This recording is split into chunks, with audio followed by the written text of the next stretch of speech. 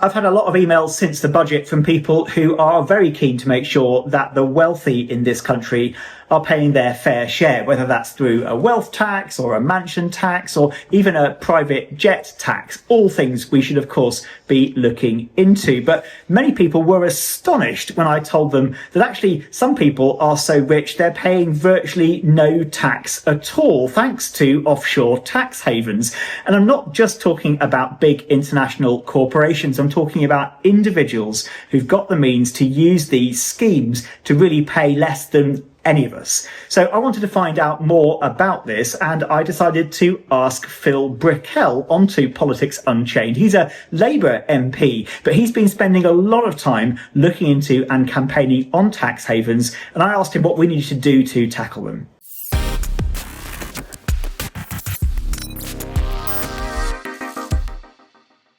So Phil, my constituents don't seem to be big fans of tax havens. Does this come up on the doorstep in your part of the world? Well, it's interesting you ask about constituents. I wouldn't say it comes up on the doorstep, but as the chair of the Anti-Corruption All-Party Parliamentary Group in Parliament, I do campaign a lot on this. I have a column. I've recently had a piece in the Bolton News talking about the issue of tax transparency in our overseas territories and the fundamental issue of fairness. And that's what people really get aggrieved about when I speak to them about this issue. Why should the rich and the powerful not be paying when they have to pay their fair share? Yeah, because HMRC would come down on a ton of bricks on somebody who didn't fill in their tax return correctly or didn't claim the right allocations. And so what we're sort of talking about is a completely different set of rules because it's in a different country. Is that right? Well, not quite a different country. These are British overseas territories. So they fly the British flag. They have a British legal system in effect. They have King Charles as the sovereign. But essentially, you're right about that sense that if you are wealthy, if you are powerful, and if you have the means, you are able to hide behind the veneer of financial respectability that a number of these territories offer. And that means that you're able to hide your assets, your income, and fundamentally the ownership of those in some of these offshore jurisdictions, meaning that journalists can't find out who owns homes, companies, trusts, investigators can't find out. And also, of course, that opaqueness allows for some really aggressive crimes, sanctions, evasion, particularly in light of Russia, Ukraine, but also tax dues that aren't given to the Exchequer to fund our public services going amiss. Well, that's the key thing, isn't it? Because there's an issue of fairness and there's an issue of one rule for them and another rule for us. But the big impact on all our lives here in the UK is we're not getting in the tax that we should be to pay for public services. And that's unlikely to be anything other than quite important for quite some time to come, unless something surprising happens to the economy. We're going to be looking for every pound we can get. And so in my constituency, that means money not going on health services, not being invested, not helping to grow the local economy, not helping people who need that extra bit of support. I'm guessing it's the same for you. Absolutely. I think it's really interesting in the context of the budget is understanding sort of how the overseas territories allow for this bleeding of receipts to go amiss. So if you look at the figures, and I've got them here, just read them very briefly. Transparency International has identified that £388 billion that should have been paid in tax disappears into tax havens. That's a huge amount. You know, we're talking about headroom of 20 or 30 billion pounds for the budget this year. This is more than 10 times that figure. It's absolutely astronomical. And we'll come on to talking about the practical realities of what we could do about this, but just that figure, that's more than a few police officers and schools and nurses, isn't it? That's an enormous amount of money that could transform our country's fate. Who are these people? Who are these people who are just sort of taking the piss out of us as a country? Well, some of them are household names. Yeah. Some of them are people that you and I and your listeners and viewers will have known about in the past. So people like Roman Abramovich, who structured the ownership of a number of his yachts through multiple layers of secrecy, both in the British Virgin Islands, but also other offshore jurisdictions like Cyprus. People like Michelle Mone, and I'm not going to comment on ongoing litigation, but it's no coincidence that she's domiciled and registered for tax purposes in the Isle of Man. Yeah. But some of them are also really serious criminal enterprises who want to use the veneer of respectability to shield their ill-gotten gains.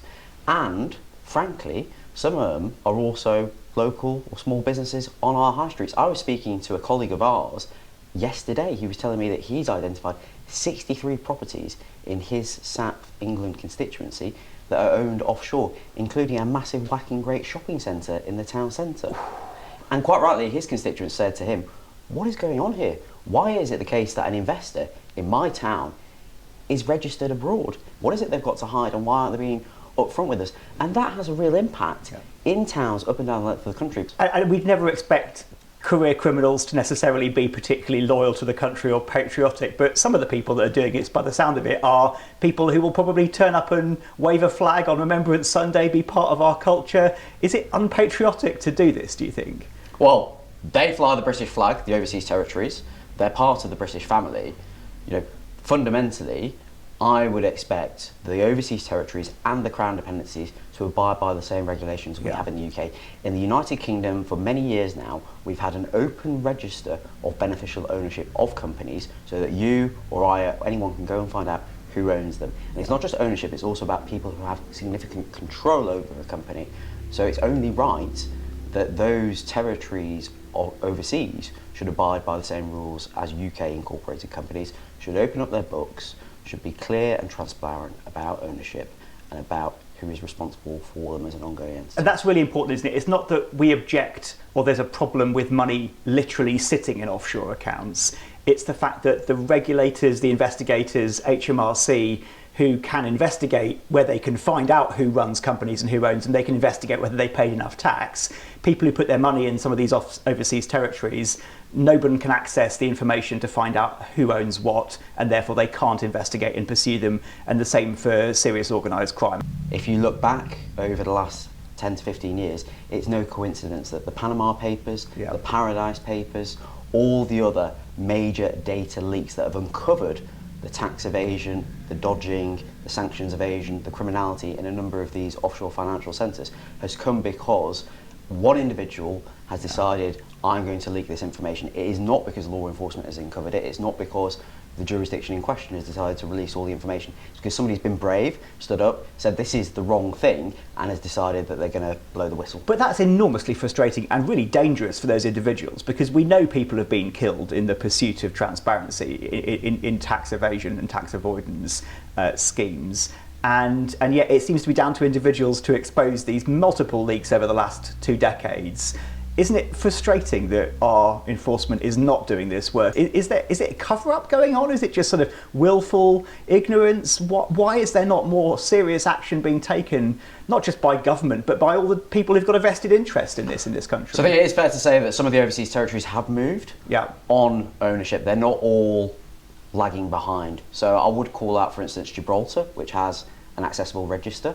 Montserrat, which has moved. The Falklands look on track to implement their register. Now, some of those jurisdictions have smaller registers of companies than others, but there are jurisdictions like the BVI in particular. It's the British Virgin Islands. The British Virgin Islands. I've never been there. That have been slow. I've not. That have been slow. That have put up barriers. That have sought to mandate through their new register that actually, if you or I wanted to request information, they would tip off the individual who was the subject of that. So that's like telling a criminal that someone's about to do a raid on your drugs warehouse, basically. Indeed.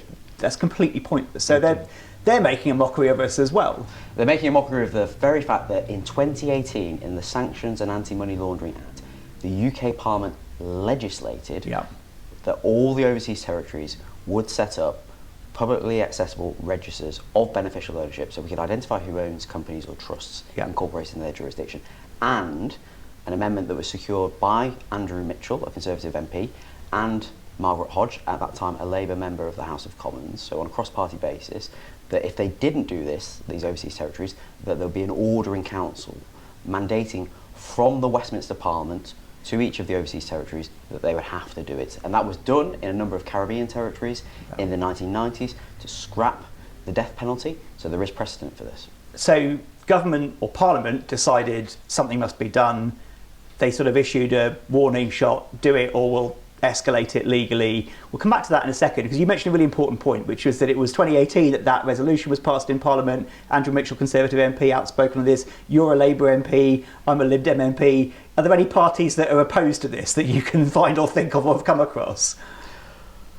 What I would say is the three main traditional parties are pretty strong in terms of wanting to push for greater transparency. I think it's fair to say that Reform are completely absent from the discussion whatsoever. Right. We don't have any Reform members in the all-party parliamentary group.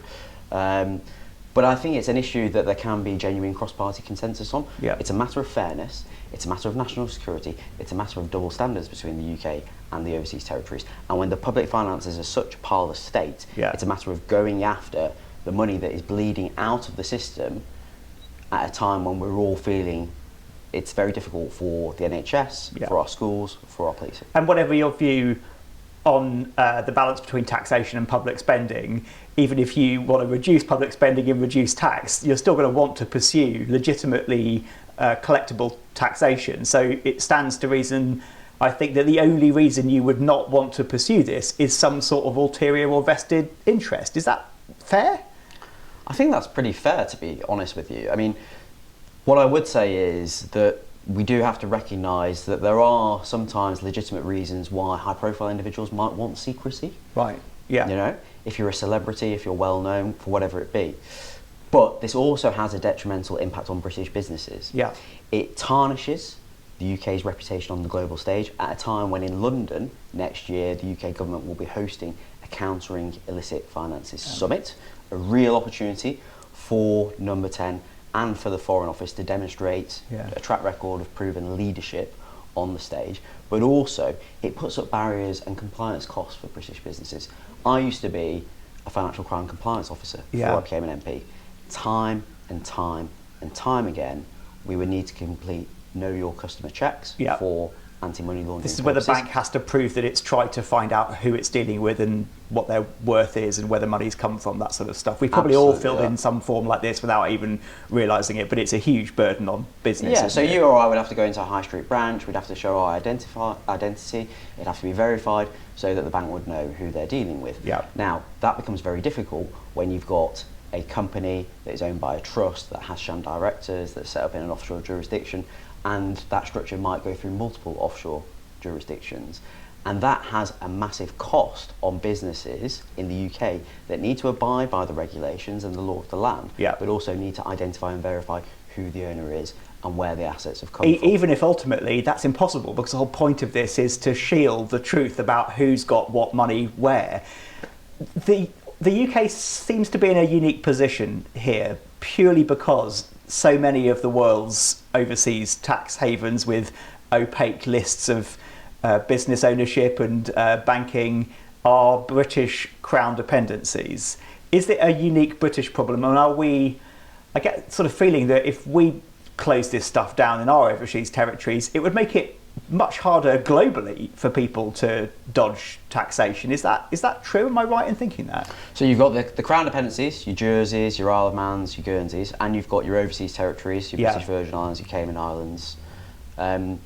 All connected to the UK? All connected to the UK. So are there any tax havens that aren't connected to the UK? Well, the most high-profile ones are places like Liechtenstein, like Switzerland, which people will be familiar with, and increasingly more exotic jurisdictions like Dubai. And there's this theory that, well, if you try and crack down on secrecy and increase transparency in the UK's own backyard, that you'll have a great displacement of money out to places like Switzerland and Liechtenstein and Dubai. My response to that is we have a moral obligation as a member of the UN Security Council, but also as a financial services global leader to show leadership, to convene like-minded nations that want to address these issues that not only mean that money is lost out of our public services, but also create instability elsewhere in the world. And that's the fundamental point here. And you mentioned sanctions earlier and the possibility that people who are subject to sanctions, for example, a number of high-profile wealthy Russian war sponsors, might be using these schemes to get around those sanctions too and continue to live relatively free lives in the global jet-setting elite. That sounds like another thing that's caused by this problem.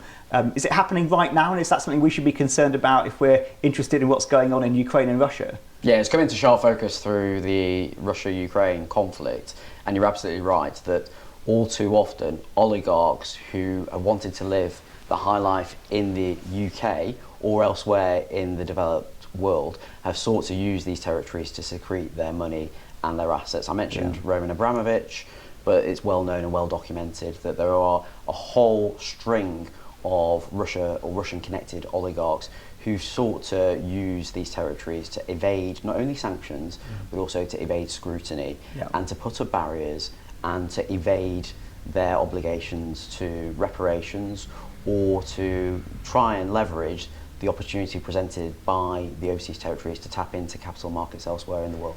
The point you made about if we close our tax havens, they'll move elsewhere, that's a common sort of general theme, isn't it? People think, well, if we solve the problem here, the noisy motorbikes will go elsewhere, or this person will just go and do this thing somewhere else. But if you wanted to set up a tax haven, don't you need the protection of a country like Britain when it comes to the rule of law, defence, international relations? And isn't that part of the shield that's making it a uniquely British problem? Well, it's a reputational benefit that people get, of course, with it being a British overseas territories. There's a sense of this is a respectable thing to do. It's not immoral because it's got a certain prestige attached to it by dint of having your money domiciled in, for instance, the British Virgin Islands. But also, you're right about the rule of law. You've got some security in that jurisdiction. You've got a sense that actually your assets are not going to be confiscated by a rogue government. So there is a real opportunity for Britain to lead, and that's something that I'm very keen that the government works on. We're also going to be seeing, in fairly short order, the government bring out an anti-corruption strategy, which will set the agenda for the next few years, and that'll be led by Margaret Hodge, who's the new UK government anti-corruption champion, who's been to the British Virgin Islands, and we might come on to this later. That's a real opportunity as well to make sure that the message is heard loud and clear in the overseas territories, so that the UK government isn't going to back down on the demand made 8 years ago and made consistently, both in Parliament and by ministers since then, for all these overseas territories to open up their books, to have transparency and to make sure that we're on a level playing field. So you and I have both been MPs for just over a year, and you must have had the same frustration that I have, that like, oh my goodness, everything is here, we're in the place where decisions are made, like why can't stuff happen, why can't it happen faster? It makes me so angry to think that there are people who, just by virtue of having wealth, can hide that wealth and pay less or nothing compared to the hard-working families in my constituency who are paying tens of thousands of pounds a year in tax, even if they're on modest incomes. Why is stuff not happening faster? And do these steps that you outlined actually stand a chance of making a difference? This sort of thing that Parliament can do if the overseas territories don't comply, does that actually give us any light at the end of this tunnel that things will be cracked down on and brought into a place of more fairness? Absolutely. Right, okay. We've seen a number of overseas territories move since 2018. Yeah. Some of them have introduced registers of beneficial ownership that are subject to legitimate access. That means that not everyone can get access to them. Right. Law enforcement can, journalists can, civil society can. So I could. And you might have to pay a small fee to do so. Okay. But the means by which that's happened is not always uniform. You don't always have to pay the same amount. The data is not always easily identifiable.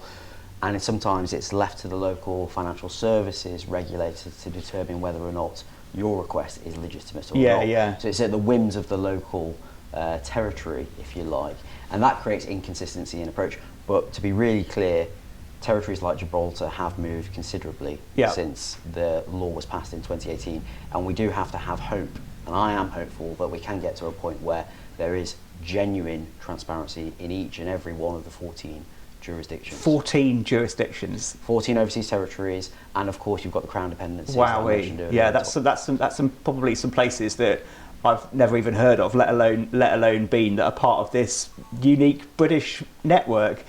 Okay, so you seem confident that the sort of threat, so to speak, of actually saying no, do this now, which we've used before in terms of the death penalty in other overseas territories, that might actually make everybody clean up their act, like some have. What happens then? How does that lead to us getting the money in that this country needs to spend on buses and hospital beds? Well, I think it goes back to that point about the Paradise Papers and the Panama Papers leaks, actually. So first point to note is, of course, HMRC is massively overburdened and has a lot of pressure on its resource. And my personal view is it hasn't been as effective as it could have been in terms of enforcing the tax code and also bringing in dues that are owed but are not paid. I think this is a massive tool in their armoury to then be able to use alongside civil society, alongside investigative journalists, to be able to understand where dues are owed but haven't been paid, leaning on that extra capacity, that extra investigative skill that already exists in the public domain but perhaps not directly in the public sector, to feed information into it, HMRC, to bring that much owed money into our NHS, into schools. Okay, so there'd be people listening who've had that letter from HMRC saying, we've decided you owe more than you said. It's pretty straightforward, isn't it? Pay us now or we'll start to really cause problems. So if they've got a calculation they can make with that information, they just pursue people through the courts and through the normal channels. Presumably some of the money will find its way to another territory, another jurisdiction. Would there ever be a situation where there'd be an amnesty, like when you have gun amnesties in American towns and people fess up to the wealth they haven't disclosed in order to not get taxed or chased quite so heavily? Do you think that's part of the answer to this? I think that could be something that the government could look at. Certainly one of the things I would like to see as part of this ongoing dialogue with the overseas territories is actually they're really concentrated on offshore financial services, a number of them. Bermuda, the Cayman Islands and the British Virgin Islands in particular.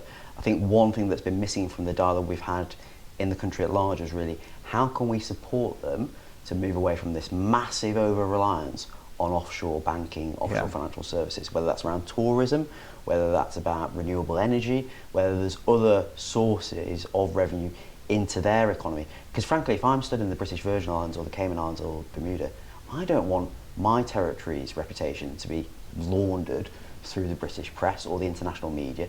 Surely it must make people there feel really bad about actually their status.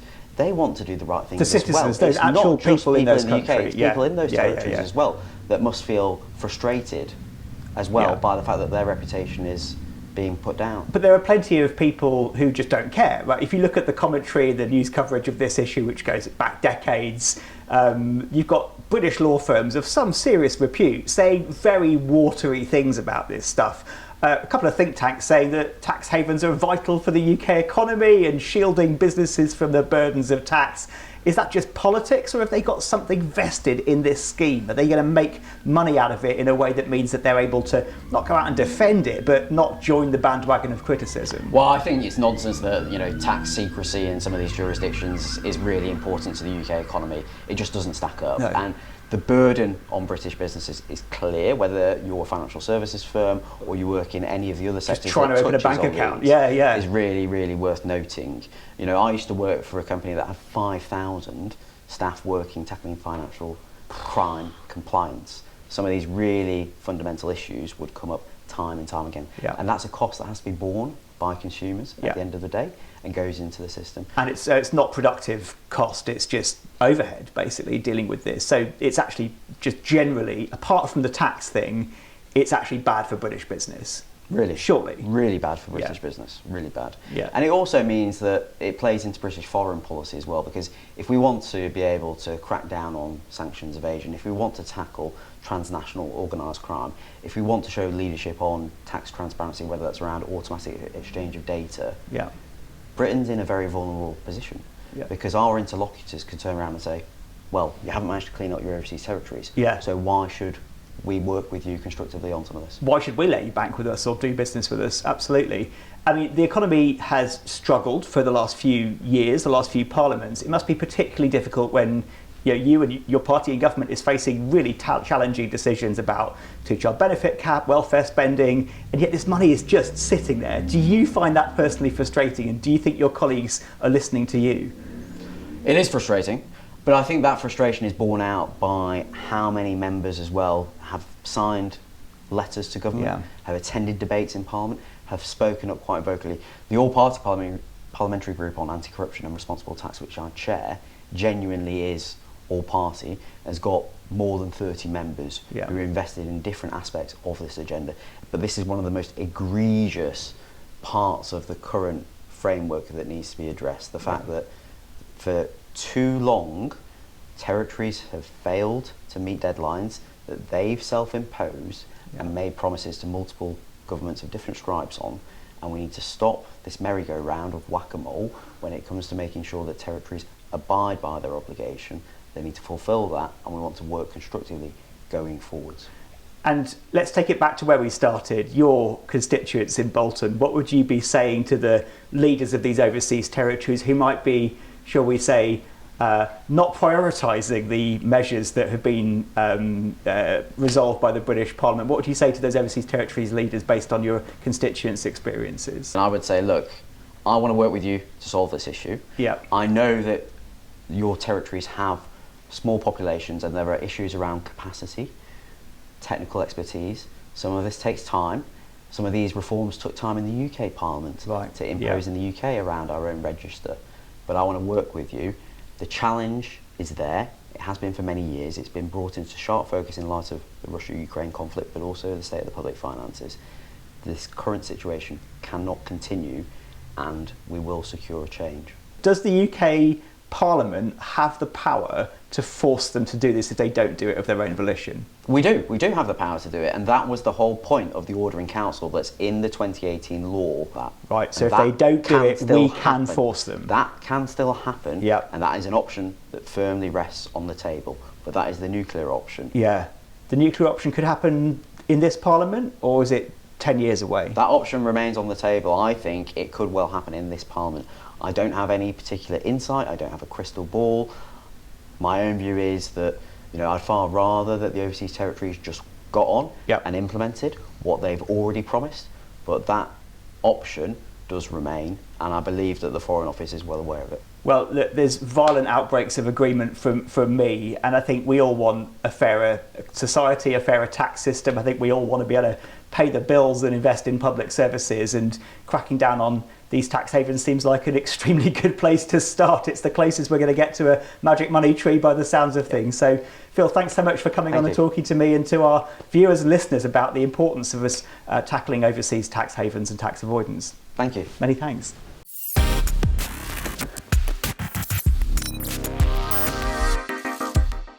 It was great to have Phil Brickell join me on Politics Unchained and to find an issue about which there is so much cross-party consensus. We all want to bring in more money into the Exchequer, especially if it's not placing the tax burden on working people, so that we can spend money on public services. And whilst these debates rage about the family farm tax or the two-child benefit cap, discussions about winter fuel payments, WASPy women, whether we should cut disability payments or not, it's so frustrating that people are getting away without paying any tax at all, just because they've got the wealth to spend on lawyers and accountants to hide it overseas. It feels like we might be on the cusp of some real action, but not without continued pressure. And you should be angry about this, because this is money that should be being spent in our communities on stuff that you are paying for. Let's stop the rich global elite getting away with it.